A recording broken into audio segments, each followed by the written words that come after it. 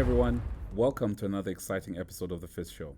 I'm your host, Mwelwa Chibesakunda, and with me in the studio today is the president of the Chamber of Commerce and Industry for Northwestern Province. So stay tuned for insights from this interview.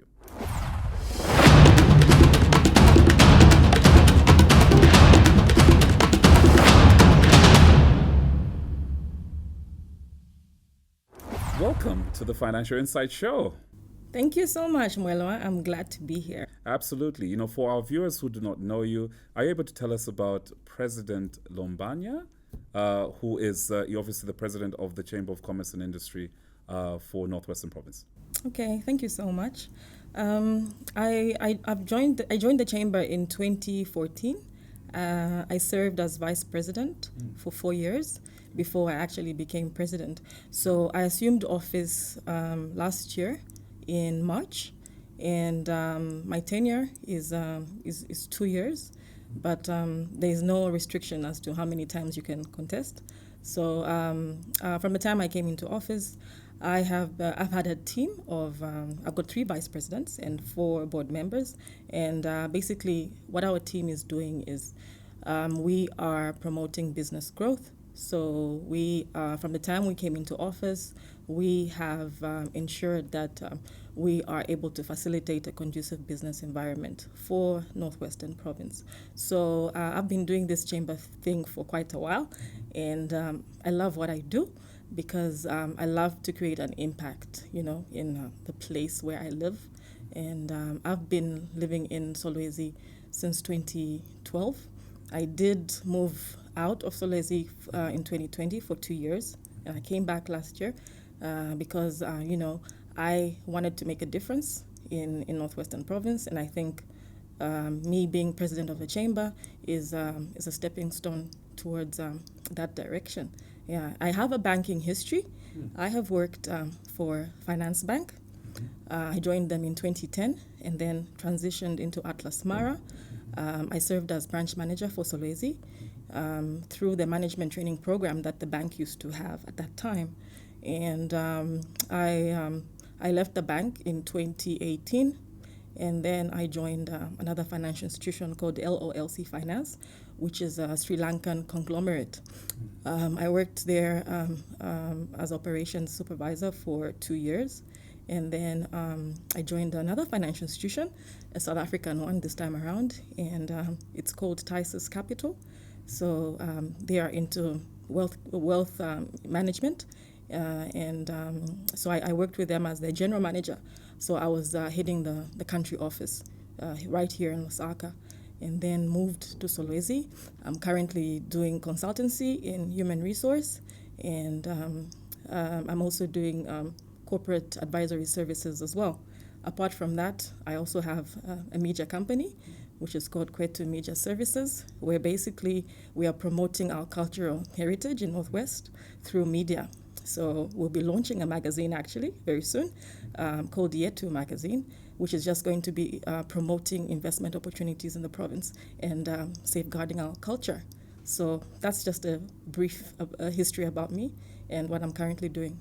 Yeah, that's quite interesting. It's quite a broad array of things that you're obviously doing. I think for many of our viewers, they've often wondered, what sort of opportunities there are aside from mining, because we do understand that obviously Northwestern Province is being positioned as a mining district. Are you able to just tell us a bit about, your role as president and what your mandate is, for as a chamber in order to aid businesses in Northwestern Province? And is there a restriction in terms of membership, whether it's just restricted to businesses that are situated in that province? Okay, so we're basically the drivers of the economy. So as a Chamber of Commerce, it's our role to ensure that we have a favorable business climate, and we do that through promoting access to markets, promoting access to finance, and also capacity building, bridging capacity gaps within the business community. We also advocate and lobby for better policies for the business community. So we have a huge role to play because we have to ensure that as long as a company is in business, their interests are safeguarded. So we have the interests of the business community at heart. So whatever challenges the business community is facing, it's our role as a chamber to ensure that we help solve those issues. So Northwestern Province, of course, is a mining hub. That's where everything is happening there. So everyone, regardless of where they are right now, they want to come in as investors. They want to have a piece of that cake. So we have a lot of suppliers and contractors that are on our membership database. So currently, we're the largest chamber of commerce in the country with a database of over 450 members, and these are cutting across all sectors of the economy. So we are a multi-sectoral and inclusive chamber of commerce. So we have companies that are coming from Lusaka, from the Copper Belt, and all across the country. And we even have some multinationals as well. So the Chamber of Commerce is basically there for everyone who is doing business, regardless of the size. So we have a membership category ranging from micro to small, medium, large, to corporate and multinational, like I mentioned. And we have a membership subscription, which is annual. And the Chamber of Commerce, by the way, is a non-profit organization. So we are no way linked to the government. Sometimes people think we are a body under the Ministry of Commerce. That is not true. But we do work closely with the Ministry of Commerce. So we have formulated these partnerships with a number of stakeholders: public sector, Ministry of Commerce, Ministry of SMEs, our provincial administration as well. We work closely with them. And private sector, we work closely with the giant mines in the province. They are our next door neighbors, so we have to have that relationship with them. So they have to help us drive our vision. What is it that we want to achieve and how are we going to achieve it? So basically, we have these regular engagements with them. So we've established a very good relationship with Kansanshi Mine, and they always there to support our activities and other initiatives that we have. We basically try to meet halfway to see how they could benefit and how we can also benefit from this relationship. So we've been working closely with a number of stakeholders that share the same interests as we do. We've also worked with embassies, a number of embassies like the Finnish embassy. We've also worked with a number of NGOs. We've worked with Prospero Zambia. We work closely with them. So most of these, like I mentioned, one of our service offerings is access to finance. So most of these NGOs are offering grants. So we are able to link our members who need that financial assistance to benefit from those financial initiatives that these stakeholders are providing. So when we also talk about issues to do with capacity building, we facilitate training programs for our members so that they could be able to scale up their business, so that they could be able to be more competitive in their business. So we work with the mines who are able to support our capacity building initiatives by training these members. And even when we are not the ones that are facilitating these programs, we always make sure that we link our members to our stakeholders who are facilitating similar programs so that they could be able to, so we could capacitate them and they could be more competitive in that area. So we're doing a lot as a Chamber of Commerce. We are busy. Yeah, I can imagine. I can imagine. But, one of the topical issues at the moment is obviously around local content. Mm-hmm. And, having been to Northwestern, we obviously visited, your offices is, local content, actualization. We do know that, yes, you are facilitating for suppliers, but we also do understand that from a policy perspective, governments obviously tried to put in place, a local content policy. Is the chamber involved in, in that discussion, seeing as you've indicated that, you do, obviously engage with the ministry? And, what are some of the success stories that you've actually had in terms of enhancing a local content participation? Absolutely. We are involved 100%.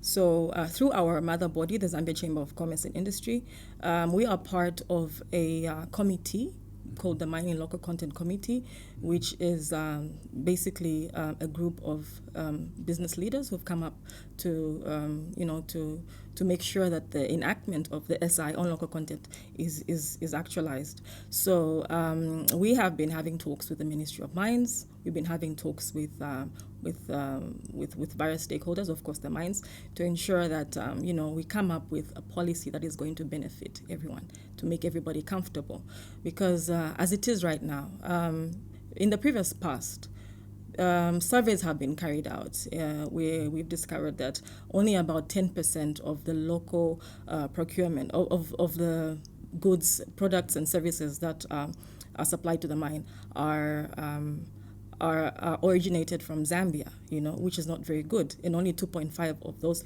are Zambian-owned companies.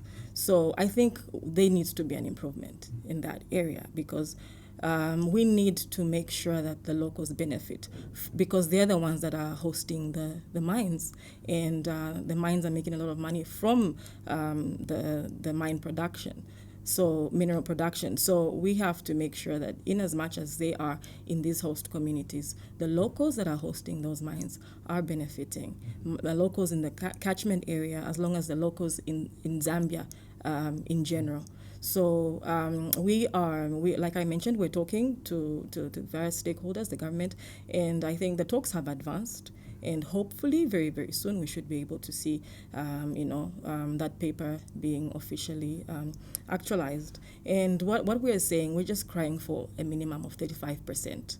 Just a minimum of 35%. This is of the yes, business services. Exactly. Okay. What about on the ownership? What we are also hoping is that if we could have a legal framework that could be put in place for the multinational companies to partner with our locals, because in that way there will be capacity that will be built, and also sharing of knowledge. Like our local business community will be able to learn how to improve their business when they partner with these multinational companies, and also the economic benefits of the mines, if local procurement is promoted, will ensure that those benefits are easily spread out amongst all Zambians, and that will contribute to the development of the economy in the region and in Zambia as well. So we are pushing for that, and we are hoping that government is going to give us a listening ear. Right. Yeah. And all the best with that push. Yeah. Anyway, on a final note, we are aware that you have the 4th edition of your annual event coming this November. Are you just able to give us the key highlights of what delegates who will be seeking to maybe attend this event, and why businesses should participate in it? Okay, thank you.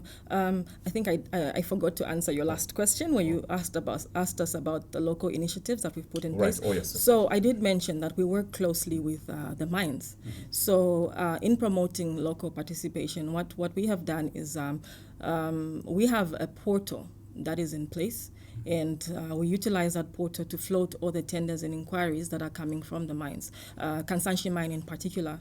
So if they have tenders and requests for quotes, they send them to us and we float them on the portal. And as long as you're a paid-up member, you will have access to those business opportunities, and you can be able to, to get your orders and contracts there and then, as long as you're a paid-up member. So we, from time to time, we also get these inquiries coming through from Trident Mine as well, but mostly from Kansanshi. So with that, we have that relationship, and we're seeing a lot of our locals benefiting from that. But I think we can do a lot more. So right now, we are receiving about maybe a good number, about maybe 20 at a time, 20 inquiries.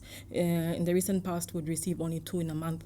So because of the constant dialogue that we have, every month we have a meeting with the commercial department in Kansanshi, where we just iron out certain issues that our members are facing and how we can be able to help them. So that has really helped improve this relationship that we have with the mine. So we are supporting local content in every way possible. And like I mentioned, we do have a big role to play to satisfy our big database and the business community as a whole in the province. So speaking about our event, yes. Yeah. So we are going to be hosting our 4th edition of the Northwestern Chamber of Commerce Business and Investment Expo. We're having it from November 6th to November 8th. And our theme is sustainable growth through regional integration and value addition, harnessing opportunities in the Lobito Corridor. So what are we saying? We are trying to create and promote business partnerships. We're promoting trade linkages. That is why we're focusing on the Lobito, because this is a strategic gateway and we are key stakeholders in this Lobito Corridor project. So when it is actualized, we have to make sure that our locals benefit from it. And we want to ensure that we strategically position ourselves for that by ensuring, of course, that we have the capacity to manage the businesses when we've been given those opportunities. And also, we're promoting value addition. So we want to promote the manufacturing industry, which has been dead for a while. And I think in Northwestern Province, it's practically non-existent. So we are trying to promote value addition. We need to add value to the products that we were producing. And at the end of the day, we want to have sustainable growth. We want to have economic vitality. And how are we going to do that? We use the platform, the Expo as a platform to bring in investors, to bring in key industry, key market players, industry experts to come through. So on the first day of the Expo, we are going to have a symposium. And at the symposium, we are going to have panel discussions. What are we going to be discussing? Various topics affecting businesses in various sectors of the economy. So we will we'll focus on agriculture, we'll focus on mining, we're going to focus on tourism and energy as well. How are we going to be able to address the issues that are affecting these sectors? So we'll bring in these experts to come and discuss. We'll deliberate and see how best we can come up with a solution. That will be on the first day.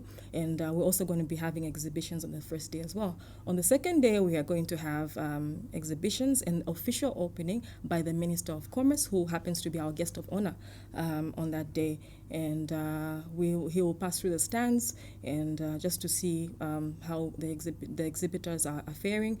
And then we'll have a cocktail, a networking cocktail in the evening where people can come through and, network and see if they could be able to establish partnerships. Aside from that, we'll have sideline meetings on day one, where we have this B2B interaction and also a chance for you to interact with potential investors, potential partners as well.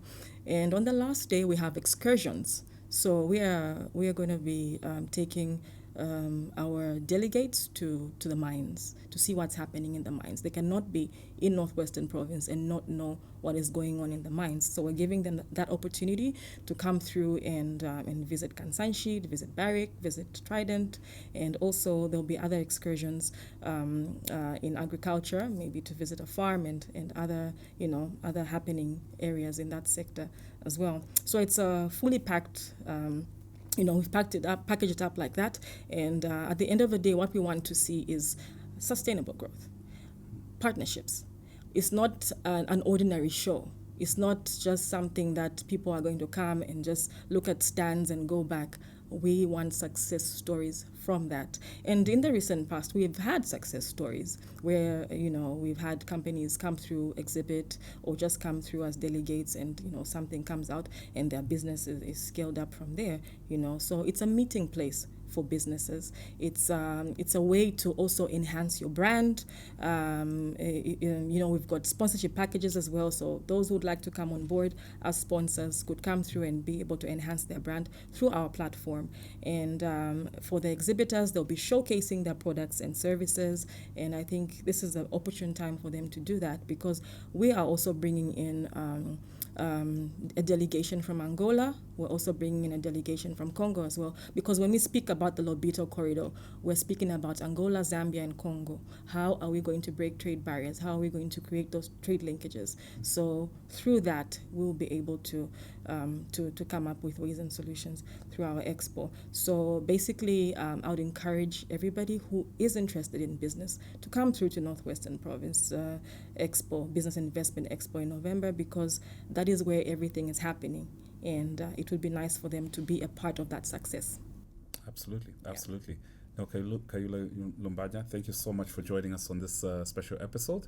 And we look forward to participating in the Trade Expo that will be taking place in November. Thank you so much. I'm glad.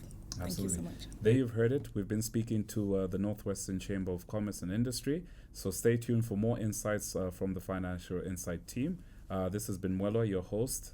Get to know.